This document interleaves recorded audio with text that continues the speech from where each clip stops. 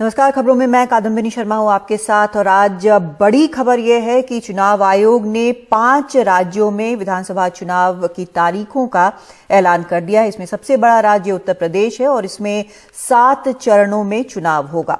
तो 10 फरवरी को पहले चरण का मतदान होगा उत्तर प्रदेश में, दूसरा 14 फरवरी को, तीसरा 20 को, 23 को तीसरा और 27 को 5वां चरण होगा, 23 को चौथा, 3 मार्च को छठा और 7 मार्च को आखिरी चरण होगा। और इस सबके बीच एक ही दिन चुनाव होंगे पंजाब, उत्तराखंड और गोवा में 14 फरवरी को। मणिपुर में 2 चरणों में चुनाव होंगे।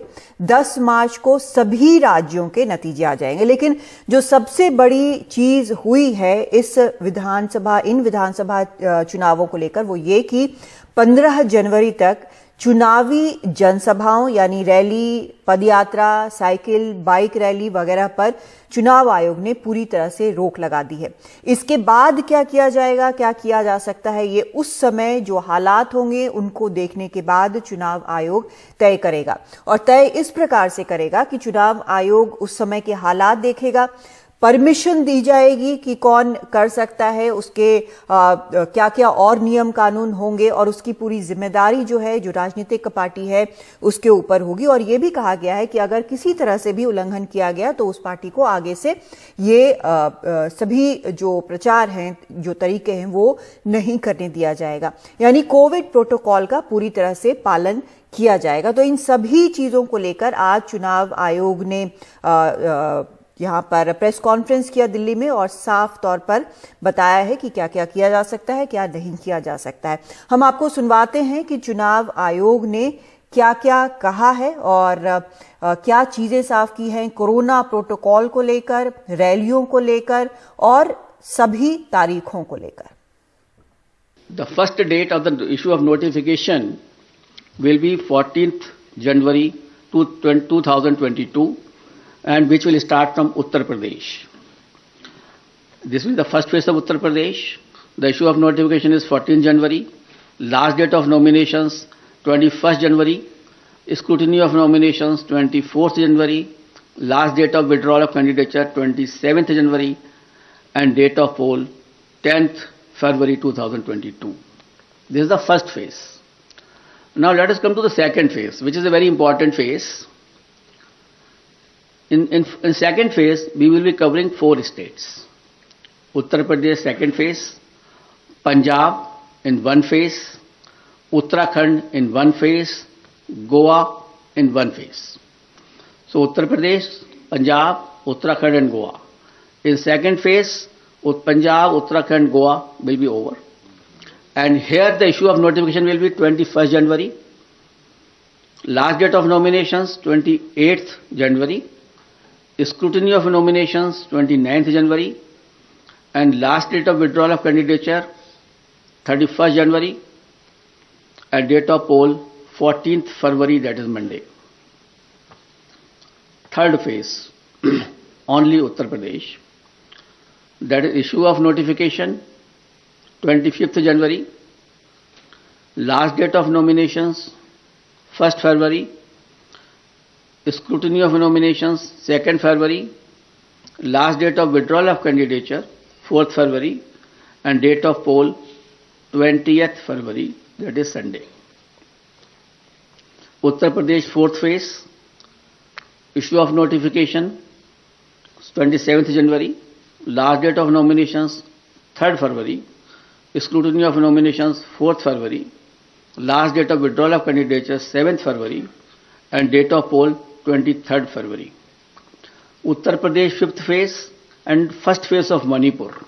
Manipur will be done in 2 phases. So on 5th phase we will be having Uttar Pradesh 5th phase and Manipur first phase. Here the issue of notification is 1st February. Last date of notification, last nomination 8th February. Scrutiny of nominations 9th February. Last date of withdrawal of candidature 11th February and date of poll will be 27th February 2022. Uttar Pradesh 6th phase and Manipur 2nd phase. Here the issue of notification will be 4th February 2022. Last date of nominations 11th February 2022. Scrutiny of nominations 14th February 2022. Last date of withdrawal of candidature 16th February and date of poll 3rd March. That is Thursday. That way Manipur also completed the 6th phase. Uttar Pradesh 7th phase. Issue of notifications 10th February. Last date of nominations 17th February. Scrutiny of nominations 18th February. Last date of withdrawal of candidature is 21st February and date of poll is 7th March. So on 7th March all polling will be over and the date of counting is 10th March 2022, that is Thursday. हमने जो पहले किया गया है और हमने इनका बड़ा इक्विटेबल डिस्ट्रीब्यूशन किया है इस बार, जैसे 403 एसीज हैं हमारी, तो हमने बड़ा इक्विटेबल इसको डिस्ट्रीब्यूट किया है, जो कि पहले फेज में 58, सेकंड फेज में 55, थर्ड फेज में 59, फोर्थ फेज में 60, फिफ्थ फेज में 60, सेवेंथ फेज में 6th फेज में 57, सेवेंथ फेज में 54. So they are very equitable this time and we have reoriented whole this thing. Physical rallies during the campaign period, if after considering the situation, which is very dynamic, and when permitted after the decision of the Commission, shall be conducted subject to adherence to COVID-19 guidelines. The maximum limit of persons allowed for indoor and outdoor rally meetings shall be as per existing directions of SDMAs. For these meetings, political parties shall distribute masks and sanitizers to persons attending and maintain COVID protocol at entry and exit point. Further rallies and meetings shall be allowed only in earmarked places and with prior permission of district administration. Up to 15th of January, there is absolutely a moratorium of physical rally and physical road shows. Between 8 p.m. and 8 a.m., no rallies and public meetings. Similarly, like a campaign curfew that on any campaign day. That will continue. No nukkad sabhas will be allowed on public roads, roundabouts or public streets or corners. तो बहुत साफ तौर पर यहां पर चुनाव आयोग ने बता दिया है पॉलिटिकल पार्टीज को, राजनीतिक दलों को कि वो क्या कर सकते हैं, क्या नहीं कर सकते हैं. फिजिकल गैदरिंग यानी कि लोगों को फिजिकली जमा होने से साफ तौर पर 15 जनवरी तक रोका गया है. कोई नुक्कड़ सभा नहीं, कोई पदयात्रा नहीं, कोई साइकिल नहीं, कोई बाइक नहीं, ये सारी चीजें जो है मना कर दी गई है. विजय रैली पर तो रोक लगाई ही गई है. तो इसका मतलब क्या होगा? ये पहली बार हो रहा है. इसका मतलब क्या होगा? किस तरह का असर ये डालेगा और बाकी चीजें जो हैं वो इन चुनावों पर क्या असर डालेंगे? हमारे साथ खास मेहमान हैं इस पर चर्चा करने के लिए. हमारे साथ सूर्या मैथिल हैं, नेता हैं बीजेपी के, राजीव राय हैं, प्रवक्ता हैं समाजवादी पार्टी के, और ब्रिजेश शुक्ला हैं, वरिष्ठ पत्रकार हैं, हमारे साथ जुड़ रहे हैं. सबसे पहले सूर्या मैथिल जी, मैं आपसे जानना चाहूंगी कि बीजेपी को तो जिस तरह से चुनाव आयोग ने बोला है कि डिजिटल या वर्चुअल इस तरह से प्रचार ज्यादा करना चाहिए, उसमें तो महारत हासिल है, तो आप लोगों को तो इस नियम से कोई खास दिक्कत होनी नहीं चाहिए. धन्यवाद कादम्बरी जी. और जो आपने कहा ये सत्य है कि माननीय प्रधानमंत्री जी ने लाल किले की प्राचीर से ये स्वयं बोला था कि जो आने वाले चुनाव होंगे वो डिजिटल होंगे, मोबाइल से लड़े जाएंगे. और इसकी तैयारी भारतीय जनता पार्टी सदैव करती रही है. हमने बूथ स्तर पर जाकर, समिति स्तर पर जाकर व्हाट्सएप ग्रुप भी बनाए हैं. जो कार्यकर्ता है उनको डिजिटली प्लेटफॉर्म पे लेके आए हैं. और जिस प्रकार से हम लोग, चाहे बूथ हो, चाहे वो आपका खंड हो, चाहे वो मंडल हो, चाहे वो जिला हो, चाहे वो प्रदेश हो, चाहे वो क्षेत्र हो, सभी जो क्षेत्र हैं उन सभी में हम लोगों ने डिजिटल प्लेटफॉर्म का पूरी तरह से यूज किया है. माननीय प्रधानमंत्री जी ने जिस प्रकार से देश की अर्थव्यवस्था को डिजिटल प्लेटफॉर्म पे लेके आए थे, आप देखिए पहले 3 दिन में चेक पास होता था, वो अभी 5 मिनट में पहुंच जाता है पैसा. उसी प्रकार से आने वाले समय में जो ये अभी चुनाव आयोग की जो अधिसूचना आई है उसके बाद जो डिजिटल प्लेटफॉर्म पे जो चुनाव लड़ने का एक बहुत ही नया एक्सपीरियंस होगा पूरे देश के अंदर जी. और मैं ऐसा मानता हूं कि ओमिक्रॉन और कोविड की जो गाइडलाइंस है उसको पूरी तरह से पालन करते हुए सभी राजनीतिक दल देश के लिए भी सोचेंगे और नागरिकों के लिए भी सोचेंगे। ठीक है, मैं हम भारतीय जनता वापस पार्टी आऊंगी के लोग आपके हैं। पास। मैं इस पर राय जानना चाहती हूं, राजीव राय आपकी भी, कि जिस तरह से अब चुनाव आयोग ने साफ तौर पर 15 तारीख तक कोई भी फिजिकल गैदरिंग जो है वो रोक दी है, आपको क्या लगता है कि आपको एक इक्वल चांस मिलेगा बाकी वर्चुअल या डिजिटल तौर पर अपना प्रचार प्रसार करने में, चुनाव प्रचार करने में? देखिए, समाजवादी पार्टी चुनाव आयोग जो भी फैसला लेगा उसका अक्षरशः पालन करेंगे। और जहां तक हमें अपने रिसोर्सेज के थ्रू डिजिटल चुनाव लड़ने की बात हो, तो जब ये लोग मजाक उड़ा रहे थे, जब ये कभी कल्पना नहीं कर रहे थे कि हम सारे बच्चों को लैपटॉप देंगे, तब हमने लैपटॉप वाली स्कीम शुरू की थी और जो जियो का नेटवर्क है वो हमारे दिया हुआ है, तो हमें उसमें कोई प्रॉब्लम नहीं है। समस्या ये कि जो छोटी छोटी पार्टियां हैं, लोग तो डेमोक्रेसी की खूबसूरती क्या है, सबको इक्वल प्लेटफॉर्म मिलना चाहिए, सबको इक्वल राइट मिलना चाहिए, सबको बराबर अधिकार मिलना चाहिए। तो जो छोटी छोटी पार्टियां जिनके पास न इंफ्रास्ट्रक्चर है न संसाधन है, उनके लिए। और दूसरी बात है कि सबको पता है, सर्वविदित, आप जैसे कहा चैनलों को छोड़ दिया जाए तो चैनलों पर बीजेपी हावी है, नेशनल चैनलों पर बीजेपी हावी है। तो ये in all fairness to the democracy और इलेक्शन के लिए हमने इलेक्शन कमीशन से अपील किया है कि कुछ इंश्योर करें कि सारे दलों को, सबको बराबर प्लेटफॉर्म मिले, बराबर टाइम मिले, जिससे अपनी बात जनता के पास कह सके। और हमें लगता है कि इसका सबको स्वागत करना चाहिए, इस पर विरोध करने की कोई गुंजाइश नहीं है किसी को। अगर हम ये करें कि सबको बराबर का मौका मिले, तो इसमें भारतीय जनता पार्टी को भी समर्थन करना चाहिए।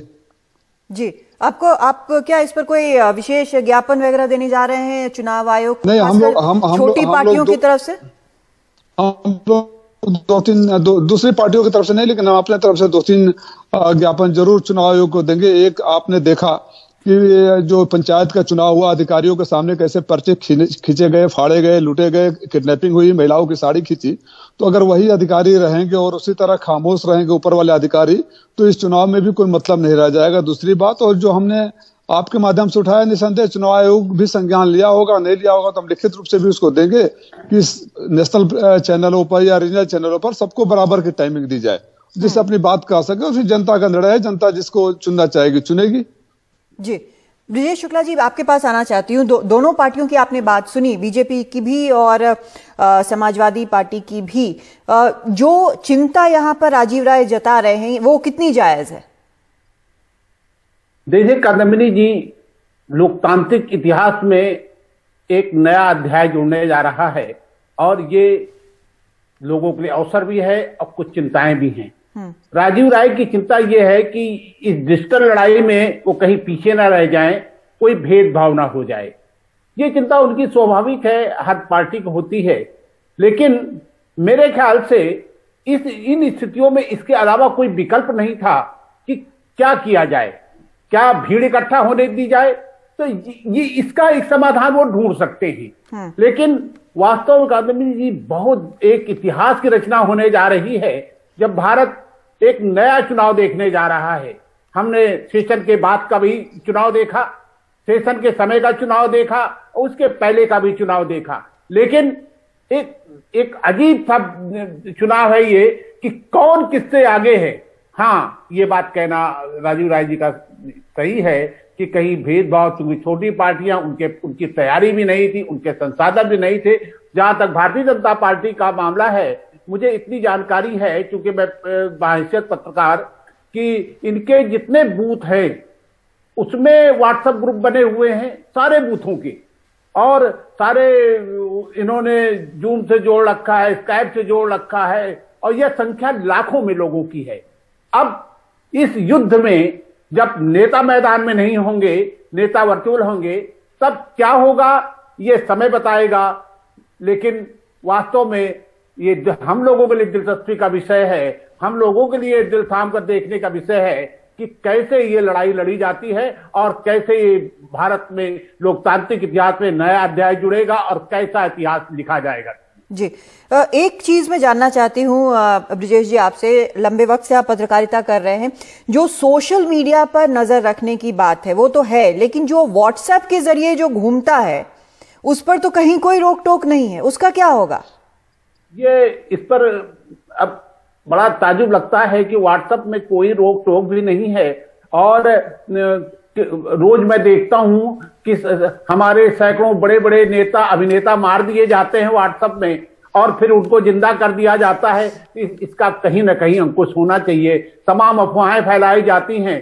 आप देखिए पिछले 2-3 वर्षों के अनुभव को देखिए तो पता चलता है कि कई दंगे व्हाट्सएप ने करा दिए जी, कई हिंसा व्हाट्सएप ने करा दी। हाँ। तमाम ऐसी चीजें डाल दी जाती हैं जो अस्तित्व में होती नहीं हैं। तमाम ऐसी चीजें डाल दी जाती हैं जो अमेरिका की हैं लेकिन भारत का बता के डाल दिया जाता है। अभी यहां पर एक चीता घुस गया तो डाल दिया कि लखनऊ में एक कुत्ते को ले गया, उस बात को नेपाल का निकला वो। तो आप इस पर कोई रोक नहीं है। हाँ। और इस पर अंकुश जरूरी है जी। ये एक बड़ी समस्या जरूर साबित हो जाती है। सूर्या मैथिल जी, व्हाट्सएप जो है वो इस चुनाव में आपके लिए कितनी बड़ी चीज है? क्योंकि अधिकतर जो मैं देख रही हूं वो ये कि बाकी पार्टियां भी धीरे धीरे कैचअप कर रही हैं, पास आ रही हैं आप लोगों के, लेकिन आपका प्रेजेंस जो व्हाट्सएप ग्रुप्स पे है या मैसेजेस पर है बीजेपी का, वो बाकियों के तुलना में कहीं ज्यादा है। देखिए कादम्बिनी जी, जिस प्रकार से अभी ब्रजेश जी ने बताया, मैंने भी पहले बताया आपको कि माननीय प्रधानमंत्री जी की प्रेरणा से इस देश की अर्थव्यवस्था भी डिजिटल हुई है और उसके बाद हमारी पार्टी तो सदैव डिजिटल के ऊपर जोर देती रही है।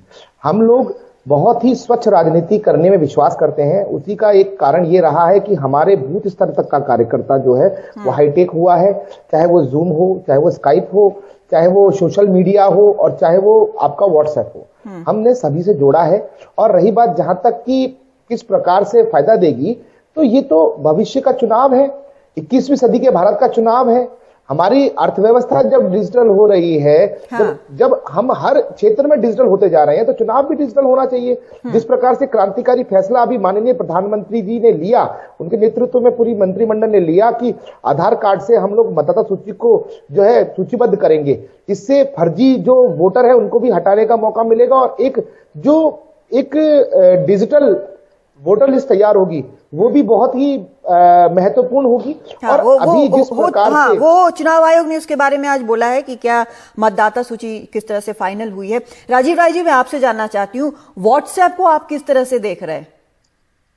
मैंने जो आपने चिंता और ब्रजेश जी ने जो चिंता जाहिर की उसी से मैं अपने जोड़ रहा हूं। और ये सबको पता है, कोई छुपी ये बात नहीं है कि इनके भारतीय जनता पार्टी की जो आईटी सेल है कैसे फेक न्यूज, और इनमें तो अमित शाह जी का को वीडियो भी आया था जो उन्होंने बता रहे थे किस तरह फेक न्यूज करना है। तो सबसे बड़ी चिंता की बात यही है कि चुनाव आयोग को कड़ी नजर रखनी पड़ेगी। और यहाँ उत्तर प्रदेश के अधिकारियों पर हमें जब पंचायत की चुनाव हुई तो उसी समय से भरोसा उठ गया। आपने कभी कल्पना की थी कादम्बिनी जी, आप तो बहुत वरिष्ठ पत्रकार, कम से कम 10 साल से तो मैं आपके साथ बैठा हूं, 2010-11 में बैठ रहा हूं, कि बूथ के सामने अगर उम्मीदवार के नॉमिनेशन से पहले पर्चे फाड़े जा रहे हो, अधिकारी वहां बैठे हो, रिवॉल्वर लेके घुसा जा रहा हो, वहां बैठे हो, महिला की साड़ी खींची जा रही हो, तो हमारी सबसे बड़ी चिंता यही है कि व्हाट्सएप से जो डर्टी मैसेज, जो फेक न्यूज चलते हैं इनके, उस फेक न्यूज पर चुनाव आयोग कितनी कड़ाई और सख्ती रखता है, इस बात का अपील और आग्रह हम आपके माध्यम से भी चुनाव आयोग से जरूर करेंगे। क्योंकि जैसा कि ब्रजेश जी ने कहा है कि फर्जी न्यूज से जाने कितने दंगे हो चुके हैं, जाने कितनी बातें फैलाई जा चुकी है। और इनका तो एक अलग से एक सेल बनता है, आईटी सेल है। आप देखिए, अभी मैं एक ट्वीट करूंगा और बिना तुरंत पैदा हुए आईटी के जो इनके ट्विटर हैंडल्स हैं उससे हमको गाली आना शुरू हो जाएगी। लेकिन राजीव जी एक चीज बताइए ना, राजीव जी एक चीज बताइए कि इसका काट क्या है आपके पास? क्योंकि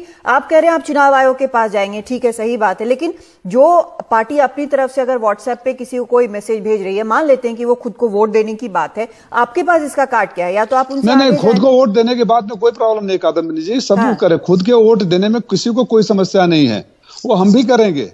हमें समस्या ये है कि जो व्हाट्सएप है अनचेक न जाए, कंट्रोल रहे, फेक न्यूज नहीं फैलाया जाए, नफरत वाले न्यूज नहीं फैलाया जाए, झूठे आंकड़े नहीं फैलाया जाए। मैं आपको सुना रहा हूँ, आदरणीय अखिलेश यादव जी के साथ आज से 5 साल 6 साल पहले मैं विश्वनाथ मंदिर में था और हम दोनों की जाली वाली टोपी भारतीय जनता पार्टी के आईटी सेल ने दिखा दी। आप कल्पना कर सकते हैं कि विश्वनाथ मंदिर में कोई जाली वाली टोपी पहनकर बैठ सकता है और गालियां शुरू हो गई। तो इस तरह के एक दो नहीं, तमाम गिनाने शुरू हो जाएंगे। हमें चिंता सिर्फ इस बात की है, व्हाट्सएप से कोई प्रॉब्लम नहीं है, डिजिटल प्लेटफॉर्म से कोई प्रॉब्लम नहीं है, हम पूरी तरह से तैयार है।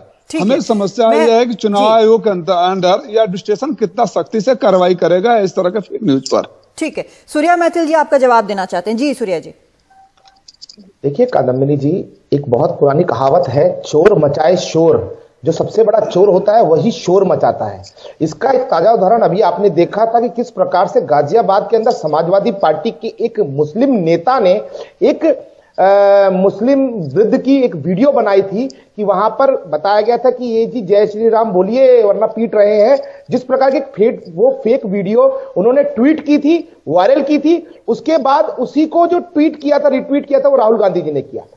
ये जो लोग हैं, यही है जो माहौल फैलाने वाले लोग हैं, यही है अफवाहवादी गैंग। नहीं, वो आप अभी उन पर, सूर्या जी, आप उन पर आरोप लगा रहे हैं, वो आप पर आरोप लगा रहे हैं। सुनिए, मेरी बात सुनिए सूर्या जी, आपने अपनी बात कह दी, उन्होंने भी आपके ऊपर आरोप लगाए। दोनों बातें जो है आप आपस में आरोप लगा रहे हैं। चुनाव का मौसम में ज्यादा होगा। मैं यहाँ पे ब्रिजेश शुक्ला जी के पास जाना चाहती हूँ।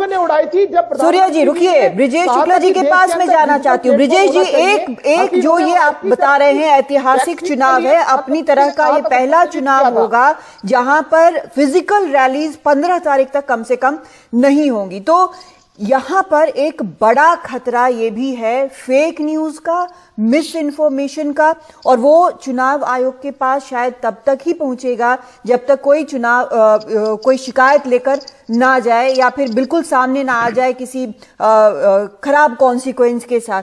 ऐसे में इसको शायद काउंटर करने की जरूरत हर जगह पर होगी। क्या आपको लगता है कि पार्टियां जो हैं, खासकर जो राजीव राय जी ने छोटी पार्टियों की बात की, क्या ये सभी पार्टियां उसके लिए तैयार है या उस तरह का एक सेटअप है, या फिर उससे भी ज्यादा शायद एक मेंटल एटीट्यूड की हम बात करें अगर पार्टियों की? क्योंकि अब तक तो हमने यही देखा है कि आमने सामने बात होती है नेताओं की, रैलियों में भी मास्क उतार के सभी नेता मौजूद हैं।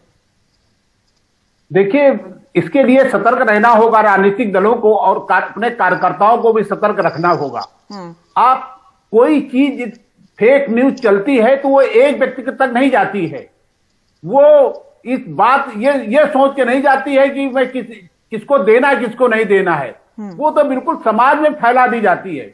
और इनके जो वर्कर हैं, इनके जो कार्यकर्ता हैं, सबको सतर्क रहना होगा, सबको देखना होगा। ये तो फेक न्यूज चल रही है तो उसका तत्काल खंडन जारी करना होगा, चुनाव आयोग को बताना होगा। ये लड़ाई ऐसी नहीं है, इसको बहुत, यदि घर बैठ करके प्रचार होगा तो उसके लिए घर बैठ के ही सतर्कता भी जरूरी होगी।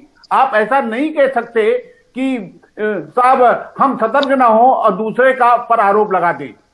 तो आप इसके लिए बहुत सतर्कता जरूरत है। आपके कार्यकर्ताओं को ही लड़ना होगा, कोई और दूसरे लोग लड़ने नहीं आएंगे। तो इसको आप कहते हैं कि साहब हम बिल्कुल असहाय हो जाएंगे, ऐसा नहीं है। ये जो फेक न्यूज जो है वो बाकायदे फेक न्यूज यूं ही चलती है, इन्हीं एक बड़े पैमाने पर चलाई जाती है, वो उसका खुलासा भी हो जाता है, और खुलासा होने के बाद इसमें सारे लोगों को मिलकर के लड़ाई लड़नी होगी। चुनाव आयोग को सतर्क करना होगा, और ये लड़ाई घंटे प्रति मिनट चलने चाहिए। जी, एक छोटा सा ब्रेक लेते हैं, इस चर्चा आगे हम जारी रखेंगे। एक ब्रेक लेते हैं, लौटते हैं ब्रेक के बाद।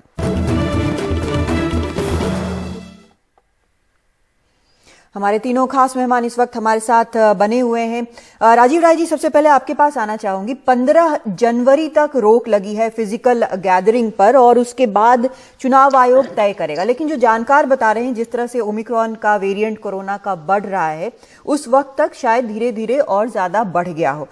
आगे की जो स्थिति लग रही है अभी पूरे चुनाव प्रचार तक, वो ये लग रहा है कि शायद उस वक्त ओमिक्रॉन बिल्कुल पीक पर होगा और शायद पूरा का पूरा चुनाव बिना किसी फिजिकल रैली के हो सकता है। ऐसे में आपकी रणनीति क्या होगी? देखिए, ये अकल्पनीय दौर से हम लोग गुजर रहे हैं, और लोगों के स्वास्थ्य की चिंता सबके लिए सर्वोपरि होनी चाहिए। उसको संज्ञान में लेते हुए चुनाव आयोग जो भी निर्णय लेगा, जो भी तरीके बताएगा, हम उस तरीके का अक्षरशः पालन करेंगे। और हमारे कार्यकर्ता बूथ लेवल तक हैं, हमारे फ्रंटल्स हैं।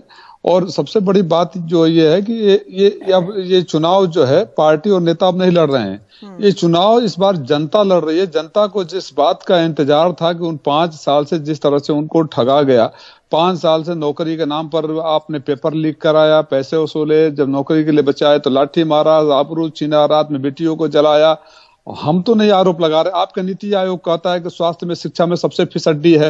आपका एनसीआर भी कहता है कि आपके अपराध में सबसे आगे हैं आप।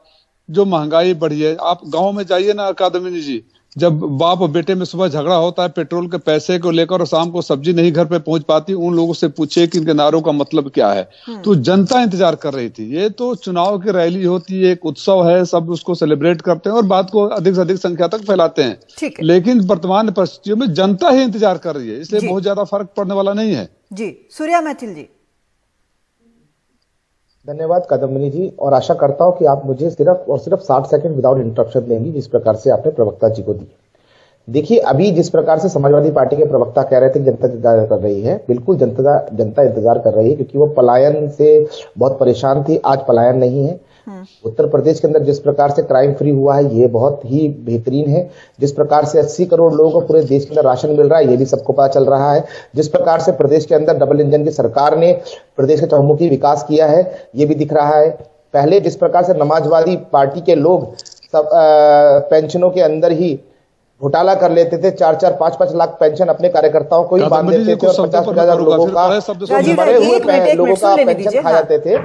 ये जो चीजें हैं, खनन घोटाला ले लीजिए, चाहे वो आप आजम खान जी की स्टेटमेंट ले लीजिए, चाहे इनके मुख्यमंत्री जी की स्टेटमेंट ले लीजिए, चाहे वो गायत्री प्रजापति को ले लीजिए, महिलाएं कहां सुरक्षित है, ये सबको पता चल रहा है।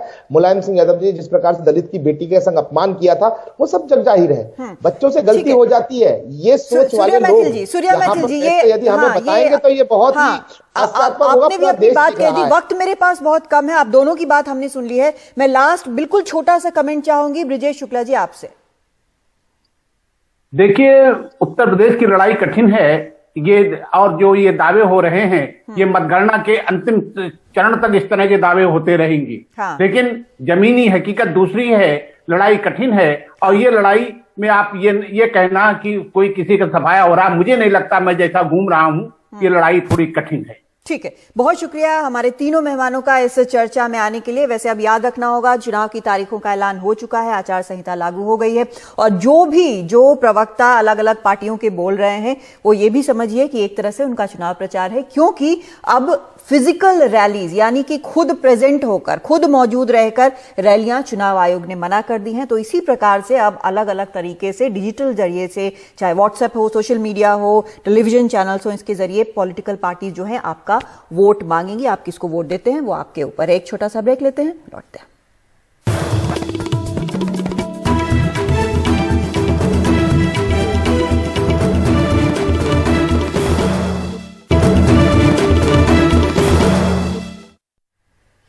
तो जैसे ही विधानसभा चुनावों की तारीखों का ऐलान हुआ है, उसके बाद अलग अलग पार्टियों के प्रमुख जो हैं वो अपनी अपनी प्रतिक्रिया दे रहे हैं। क्या कह रहे हैं, सुनते हैं। नए भारत के नए उत्तर प्रदेश में लोकतंत्र का ये महापर्व का हम हृदय से स्वागत करते हैं। 10 मार्च 2022 को जब उत्तर प्रदेश विधानसभा चुनाव के परिणाम आएंगे तो भारतीय जनता पार्टी प्रचंड बहुमत के साथ जनता जनार्दन का आशीर्वाद प्राप्त करने में सफल होगी, इसमें कोई संदेह नहीं होना चाहिए। 10 मार्च तक जनता को मौका मिला है फैसला लेने का, और जिस तरीके से भारतीय जनता पार्टी ने यहाँ के किसानों को दुखी किया, गरीब जनता को दुखी किया, अन्याय की सभी सीमा लांघ गए, नौजवानों को बड़े पैमाने पर बेरोजगारी में छोड़ दिया, किसान के हित के लिए कोई फैसला नहीं लिया। इसलिए 10 मार्च के बाद उत्तर प्रदेश से भारतीय जनता पार्टी का साफ होना तय है। कांग्रेस पार्टी मजबूती के साथ चुनाव मैदान में है, जनता के बीच में जाएंगे और हमें भरोसा है जनादेश हमें मिलेगा। जिस तरह सरकार के दमन के खिलाफ कांग्रेस के कार्यकर्ताओं ने मुकाबला किया है, किसान, नौजवान, गांव, गरीब, खेत कल्याण के मुद्दों को लेकर सड़कों पर संघर्ष किया है, सदन में भी सड़क पर भी, हमें भरोसा है कि 2022 में कांग्रेस सरकार बनाएगी। आज चुनाव आयोग ने तिथियों की घोषणा कर दी है। 7 मार्च को अंतिम चरण का मतदान संपन्न हो जाएगा और 10 मार्च को वोटों की गिनती हो जाएगी। तो 10 मार्च को 11 बजे समाजवादी पार्टी का जनता 12 बजा देगी और फिर से कमल खिला देगी। और मैं ये कह सकता हूं कि सपा, बसपा, कांग्रेस तीनों मिलकर के लड़ेंगे तो भी शतक नहीं बना पाएंगे। देखिए, निश्चित रूप से इस बार बीजेपी आगे बढ़ेगी और हमने जो नारा दिया है, अब की बार 60 पार, हम अपने कामों के आधार पर यहाँ का इतिहास बदलेगा और भारतीय जनता पार्टी की बड़े बहुमत की यहाँ पर सरकार बनेगी। 14 फरवरी को वोट पड़ेंगे और एक ही फेज में उत्तराखंड में चुनाव होंगे। ये सारे निर्णय स्वागत योग्य हैं। और जो कंप्लायंस की बात कही है कोविड प्रोटोकॉल का और इलेक्शन कोड ऑफ कंडक्ट का, कांग्रेस ने हमेशा उसका पालन किया है, हम आगे भी पालन करेंगे। और हम उम्मीद करते हैं कि ये सब चीजें यूनिफॉर्मली सभी पॉलिटिकल पार्टीज पर लागू होंगी। डेमोक्रेसी के सबसे बड़े फेस्टिवल, लोकतंत्र के सबसे बड़े त्योहार की डेट्स आ गई हैं और आम आदमी पार्टी का एक एक कार्यकर्ता पूरी तरीके से तैयार है, रेडी है आने वाले इलेक्शंस के लिए। आम आदमी पार्टी चुनाव की इन डेट्स का स्वागत करती है और पूरी तरीके से मजबूती के साथ आने वाले समय में इन इलेक्शंस को लड़ेगी। मुझे पूरा विश्वास है कि 14 फरवरी वैलेंटाइंस डे के दिन पूरा पंजाब एक आवाज में आई लव यू केजरीवाल कहेगा और आम आदमी पार्टी को एक बार पंजाब में पंजाब के लोगों की सेवा करने का मौका देगा।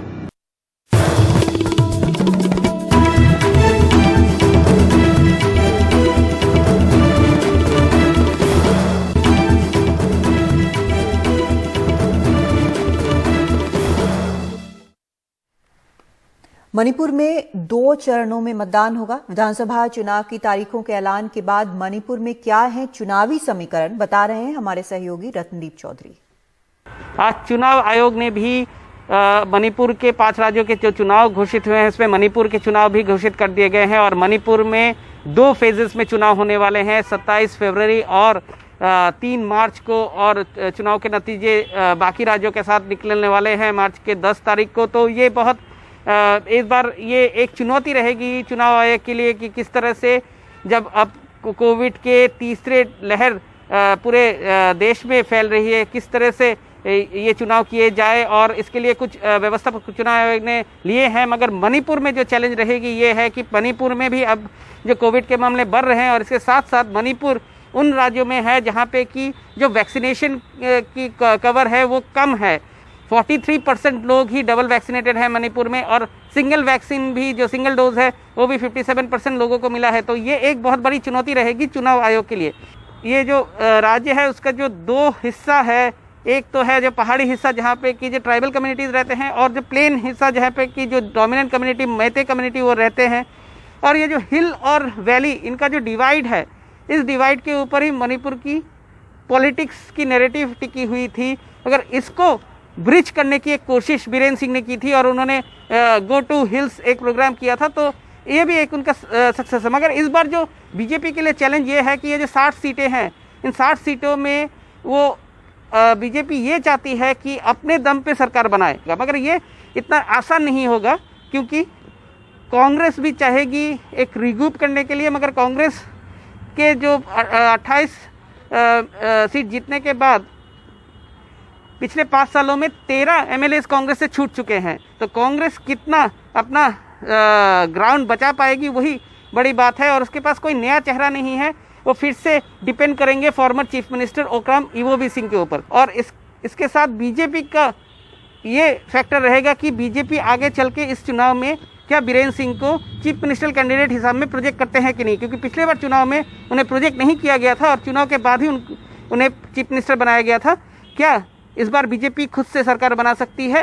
ये एक बड़ा चैलेंज रहेगा और बीरेन सिंह के लिए बड़ा चैलेंज रहेगा कि अगर बीजेपी जीतती है उनको क्या बीजेपी दूसरी बार मुख्यमंत्री बनाती है या नहीं। तो चुनाव काफी बड़ा है, चुनौती भी बड़ी है और बिल्कुल अलग तरह का चुनाव है, इसलिए चुनौती और भी बड़ी है। फिलहाल इस बुलेटिन में इतना ही, लेकिन एक ब्रेक के बाद एनडीटीवी इंडिया पर खबरों का सिलसिला जारी है।